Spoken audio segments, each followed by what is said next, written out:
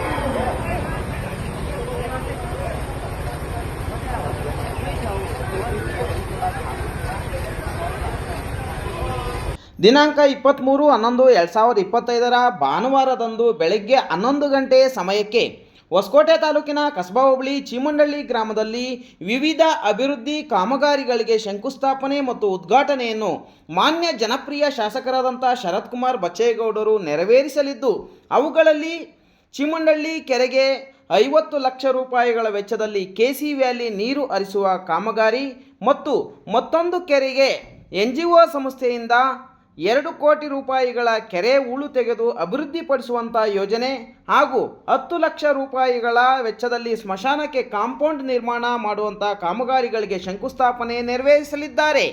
ಈ ಎಲ್ಲ ಶಂಕುಸ್ಥಾಪನೆ ಮತ್ತು ಉದ್ಘಾಟನಾ ಸಮಾರಂಭಕ್ಕೆ ಆಗಮಿಸತಕ್ಕಂಥ ಹೊಸಕೋಟೆ ತಾಲೂಕಿನ ಎಲ್ಲ ಕಾಂಗ್ರೆಸ್ ಪಕ್ಷದ ಮುಖಂಡರುಗಳಿಗೆ ಮತ್ತು ಕಾರ್ಯಕರ್ತರುಗಳಿಗೆ ಆದರದ ಪ್ರೀತಿಯ ಸ್ವಾಗತವನ್ನು ಬಯಸುವವರು ಚೀಮಂಡಳ್ಳಿ ಮುನಿಶಾಮಣ್ಣ, ಪ್ರಧಾನ ಕಾರ್ಯದರ್ಶಿ, KPCC.